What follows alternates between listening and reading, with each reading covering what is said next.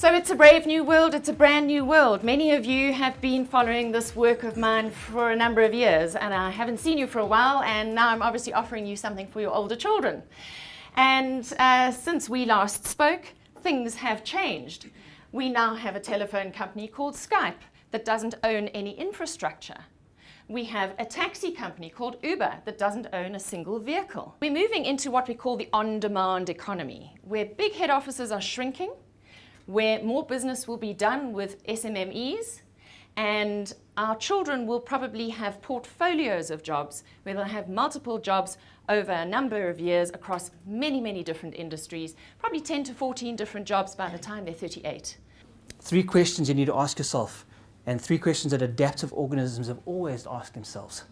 In times of change, what do I need to keep? What has worked and will continue to work? What do I need to learn? What new skills do I need to pick up that I haven't got before? And then just as critically, what do I need to lose? What no longer works that I need to move on? And so that's higher performing individuals in this new world of work, talented individuals are adaptive.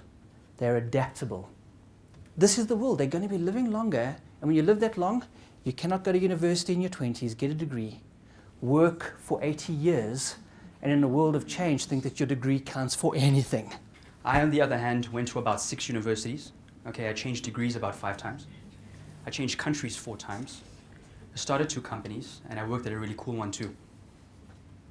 Now, that might sound interesting for you.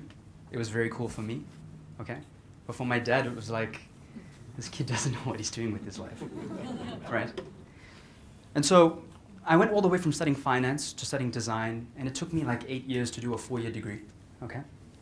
But it turned out that this unorthodox combination of experiences and this constant pursuit of what I love to do, because when I ended up in design, I'm like, this is for me.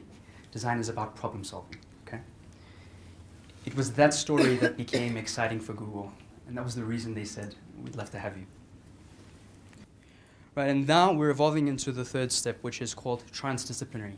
I now need to study maths and art, but also understand the connections between these 2 disciplines. How do these disciplines come together? And what am I learning from that? Why train people if they're going to go? And if you don't train them and they stay, there's probably a bigger risk. Oh yes, they do. So I mean, that is the flip side. That's the bigger risk. What I think we've got to do is we've got to shift our thinking around retention. And we've got to change our thinking. So at the moment we say retention is when I've got your bum in the seat.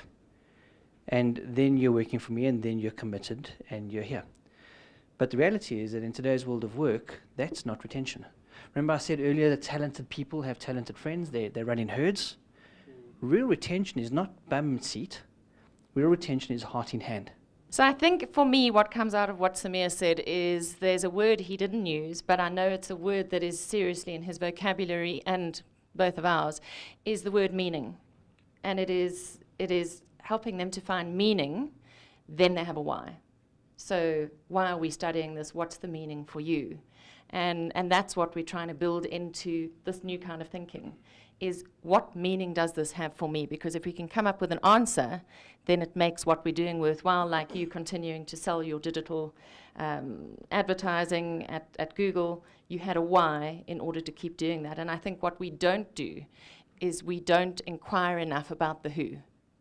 Speaking to, I guess, to the girl at the back, that's very cool.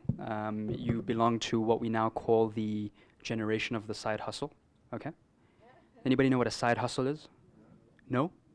Okay, so it's this idea that for sure, no matter where I'm employed, when I leave work, I'm gonna go and work on something I really care about, okay? Starting a company, starting a blog, whatever it is I'm working on, I'm gonna find my way to use my time in a way that matters to me.